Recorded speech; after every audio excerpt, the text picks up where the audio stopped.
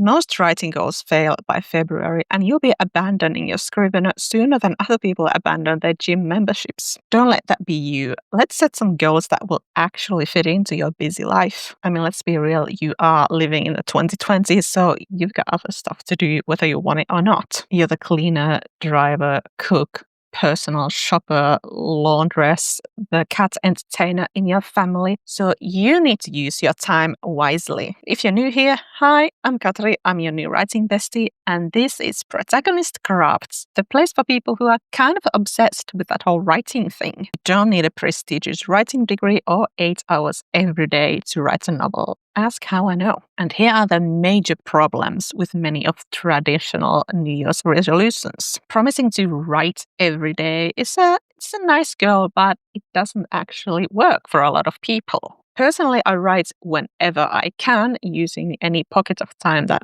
feels meaningful, to use writing in. Sometimes I do have to do laundry, workout, but and it would be nice if I could do that every day, but I don't assume that I can. So if I decided to write every day and then I couldn't one day, it would feel like failure, but it isn't. It's life. But also, if your New Year's resolution is to write a novel in 2026, that is awfully vague, because writing a novel, it's a big process with lots of stages. And also, you're not going to write an entire novel in just 1 year. Sorry. Well, you can, but it might not be good. And I assume that you want to write a great novel, not just one that exists. And thirdly, if you're working on your novel writing goals fueled purely by excitement and motivation, your novel writing goals might be going down the drain sooner than you will be finding the first chocolate eggs in stores. I don't often talk about SMART goals, but I think it might be a smart decision to make an exception here.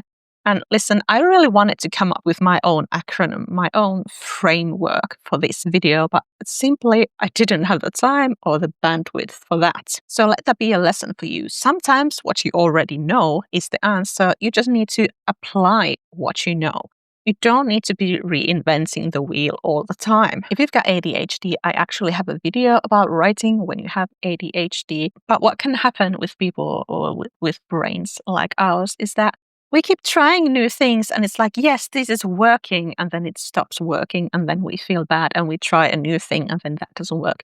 Don't feel bad, okay? Keep trying those new things, use them while they work, and then discard them when they stop working, and then try a new thing. It's okay, you're not failing at anything, that's just how our brains work. So if you're not totally bored by the idea of SMART goals, you don't have to watch the rest of the video, I won't judge you. But anyway, what are SMART goals? SMART goals are specific, measurable, achievable, relevant, and time-bound. So let's start talking about making SMART goals for your writing in 2026. I want to write a novel in 2026. It's a nice idea, but it's too vague of a goal. Will you outline your novel in January, perhaps using my Outline Your Novel in 30 Days course?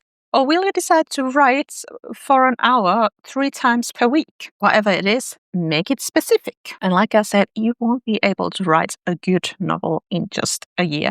Yes, you can definitely write your first draft and you can get a head start on editing, but that's it. So don't be like, I'm writing a novel. Many things could count towards writing a novel.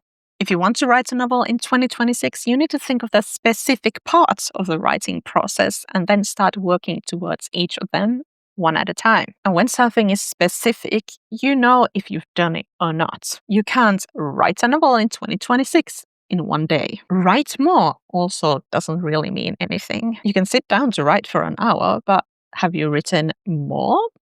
How would you know? You need to know that you've done your part for your goals when you get up from your cool writing nook.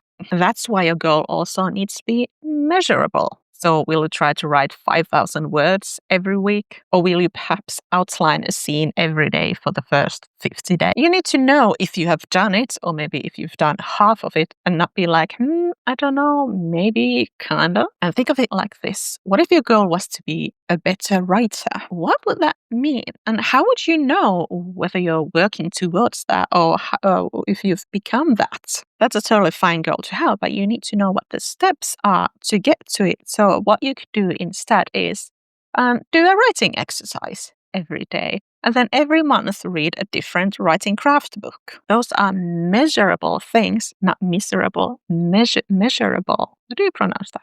Oh well. You will know whether you've done those things or not, and they will definitely help you in that overall goal of wanting to become a better writer. And here's an important detail. Measure what makes sense for you. So for example, I don't really have like word count goals for myself because like my first drafts, they are very skinny.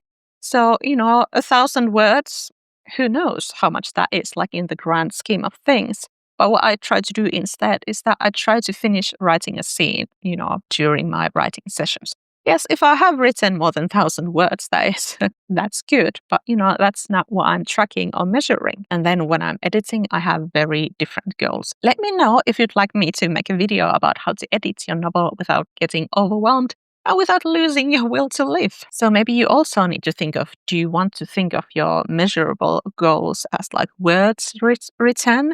Or scenes written, or just writing sessions. Like maybe you're starting from zero and you struggle with consistency. So maybe it's like sitting down to write once per day. Maybe that's what counts for you. So measure what makes sense. What you need to think of next is your goal achievable? And like I already said twice, I think you won't be able to write an entire novel in a year. You simply can't fit in writing your first draft and then good, let's say, 8 rounds of edits in just 12 months. So having that as your goal would be kind of silly. But also, if you've never written fiction and you don't have experience with any other kind of writing either, then I think you might be completely out of your depth if you decided that, well, I'm going to write a novel next. And what I'm saying here definitely isn't don't write a novel if you've never written a novel. What I am saying is that you need to practice different skills first. Get some experience in writing fiction. Do that first and then think of writing novels. But also need to think of what is achievable for you personally in this life that you currently have, and not in some kind of a fairy tale world that would be nice. So don't be like, I'm going to write for 2 hours every day. I'm going to make the time. I guess you are going to have to make some kind of sacrifices if you want to include novel writing in a busy schedule. But will you actually be able to do that? So think about that. And like I said, I don't often think of SMART goals because I don't always think that your goals need to be like reasonable and achievable. And I don't think that you're going to break if you don't reach your goals. Like one of my goals, non-writing related, was to get my first 1,000 subscribers for this YouTube channel. And was that achievable for me? I don't know. Probably not, since I'm currently sitting at like 500-ish, I think. But also, I think sometimes stretching yourself is going to be helpful. You might be able to get a lot more done than having these small goals that you already know that you're going to achieve. So yes, stretching yourself a little is good, and you might get more done that way than just settling for these little things. But just be realistic. So what is actually doable by you, not by some other person you follow on Instagram who has a very different life from you? And the next letter, R, stands for relevant. So is this goal actually relevant to you? Do you actually want to write a novel, or do you just think it's a nice idea to be an author? Did someone just tell you that you should write a novel because you're so funny and you're so clever?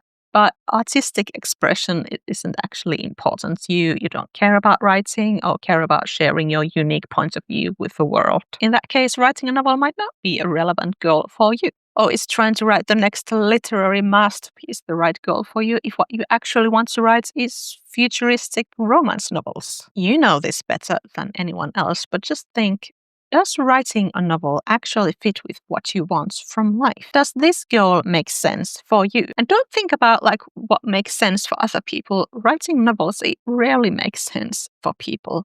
What do you want from your life? And the final thing that a SMART goal needs to be is time bound. So you want to write a novel in 2026. We already talked about why this is kind of vague, even if you do have the time limit of a year in there. When will you finish your outline, and how quickly do you think you can finish writing your first draft? If you've never written a novel from start to finish before, it can be difficult to gauge how long these different steps are going to take. And it isn't necessarily helpful asking from someone else because different novels, they are just different beasts. And also, it could be discouraging hearing from someone that it took them 10 years to write their novel. If it helps at all, my most recent finished novel, which I'm currently querying in the UK, it took me 1 month to outline and 3 months to write the first draft. Don't ask me, do not ask me how long it took me to edit that. Let's just say 3 years in many different stages. So, or maybe 4, could be 5. I have no idea. But just give yourself some kind of time-bound sub goals that take you to the overall goal of finishing writing your novel, and then adjust when needed. And don't be discouraged if something takes a lot longer than you thought. And if something takes less than you thought, yay, celebrate that. Just keep working at it and don't be discouraged when life throws a spanner in the works like life is wont to do. And speaking of which, you want to have a contingency plan for all those spanner in the works moments. I mean, what if you fail to write during your allotted writing times 3 times in a row? Will you just give up after that? Or will you just try to catch up by skipping your daily nap? Or will you just continue as you were before? Decide that stuff beforehand because your brain is lazy and it doesn't want to make decisions. So make those decisions beforehand, not when things are tough. So you will actually do those things because you've already decided it first when things weren't tough. And how will you take accountability for your progress? And if you don't have an accountability buddy or a writing partner, then in the very least, you need to track your personal progress, maybe on a weekly or monthly basis. It helps to share our goals out loud and tell people how we're doing. But if you don't have any people in your life, to do that with, I'm sorry, it sounds very sad. But what you could do is just go on Instagram. There's plenty of writers there and lots of writers who are exactly where you are. So you could find some friends there, or you could just start like a whole new account writing related. You could keep that anonymous if you wanted, like if you didn't want anyone to find it, and just share your journey in there. Even if nobody else reads it, just the action of doing that and sharing your journey. Sorry, I'm out of breath. I'm still recovering from COVID. Yay. Just the act of sharing your progress will help you keep accountable and see how you're actually, progressing. Lastly, I just want to remind you that all progress is progress. Don't give in to these ego games of like, oh, I need to be able to write a zillion words in one sitting, or it doesn't count. 100 words counts. 50 words counts. All progress is progress. And you won't be able to finish writing your novel in one sitting anyway, so why try? Every single writer out there writes their novels 1 word at a time. Slow progress isn't worthless. It isn't something to sneer at. And being consistent, it's always going to pay off more than just making these big leaps every now and then. And you also don't want to be comparing your progress to other people's progress because, yeah, it's nice to be inspired by people and to be able to see like, oh yeah, they can do it. Surely I can do it too. But just don't use other people and their achievements to beat yourself up with, because that's a really mean way to treat yourself, and also to use other people who aren't even participating in this inside your head as these like batons that you're beating yourself up with. They're just living their lives and working towards their own goals. They're not trying to hurt you. So if you don't yet know what your novel is going to be about, or maybe you just realize that your current idea isn't exciting enough, you're going to need my completely free idea workbook. And be sure to subscribe for weekly writing tips and to write to life for real humans. And I will see you in the next video.